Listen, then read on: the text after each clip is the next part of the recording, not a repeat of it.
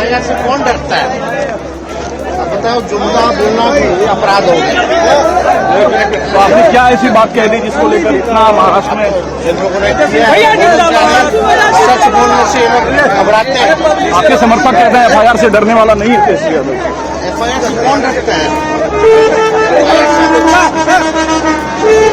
नहीं डरते हैं, सच बोलते हैं।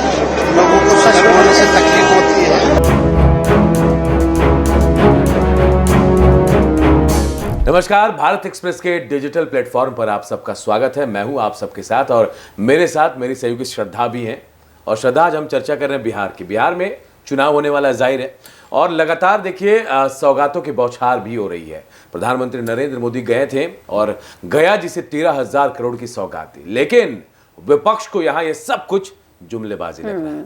आपने देखा तेजस्वी यादव का बयान, बाकायदा पोस्ट हमारे पीछे भी चल रही है, दर्शक भी देखकर समझ रहे होंगे कि वहां चुनाव है तो कोई कुछ भी बोलेगा। और तेजस्वी यादव के खिलाफ एफआईआर भी हो गए, लेकिन अभी भी कह रहे हैं मैं डरूंगा नहीं, एफआईआर से नहीं डर रहा हूं। कैसे लग रहा है बिहार में क्या चल रहा है श्रद्धा?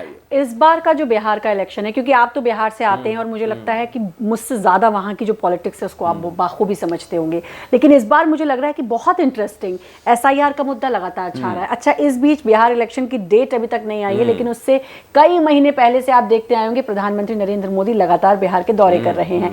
यहां तक कि पहलगाम हमले के बाद भी बिहार जाकर ही उन्होंने कहा कि मिट्टी में मिला देंगे आतंकियों को।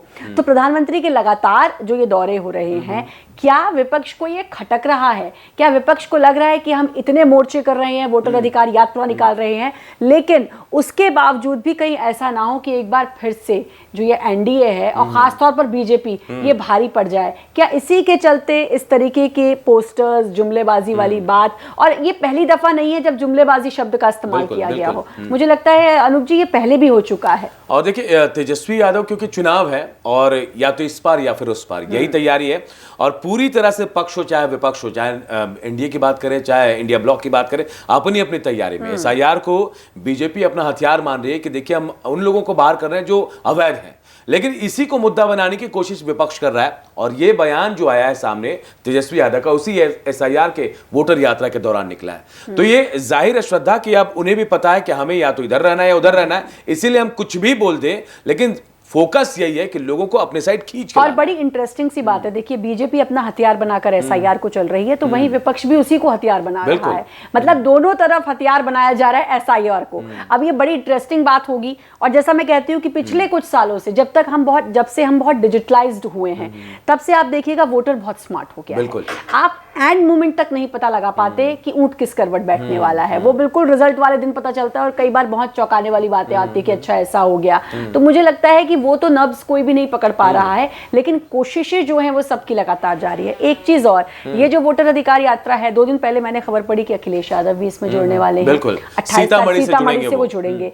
अब 2 लड़कों की जोड़ी जो यूपी में भी दिखाई दी थी, लेकिन उसने ऐसा कोई खास कमाल नहीं किया। हाँ, लोकसभा चुनाव में 2024 में जरूर देखने को मिला, लेकिन उसके बाद जब उपचुनाव हुए तब फिर वही हाल, और आपस में ही नहीं बन पाती है। तो अब ये तिकड़ी जो दिख रही है यहाँ पर, ये कितना कमाल कर पाएगी, ये भी देखने वाली। और मुझे ऐसा लगता है कि तेजस्वी यादव का ये बयान या फिर ये जो पोस्टर हम अपने पीछे दिखा रहे हैं, कहीं ना कहीं उन्हें पता है कि भाई हम किसी पे कुछ भी बोलने कोई इंपैक्ट नहीं पड़ेगा, लेकिन पीएम या गृह मंत्री पर अटैक करते हैं तो उसका खामियाजा, मतलब उसका पब्लिसिटी का खामियाजा सुर्खियां बटोर लेंगे, फिर मीडिया में छाए रहेंगे। और जो अभी वो चाह रहे हैं, जो वोटर यात्रा चल रही है, शायद उसका मतलब भी यही है कि भैया जितना बोल सके बोल लो और मीडिया में छाए रहो। क्योंकि देखिए ना, अभी तक चुनाव प्रचार तो शुरू ही नहीं हुआ है ना, लेकिन एसआईआर के जरिए क्या हो रहा है आप और मैं सब जानते हैं। प्रचार ही हो रहा है, लोगों के बीच में जा रहे हैं, वहां अपनी बात रख रहे हैं। तो ये क्या है? ये इनडायरेक्टली चुनाव प्रचार से पहले, ये मैं कहूं प्री चुनाव प्रचार, तो शायद गलत नहीं होगा। और एसआईआर का मुद्दा पकड़ के, क्योंकि ये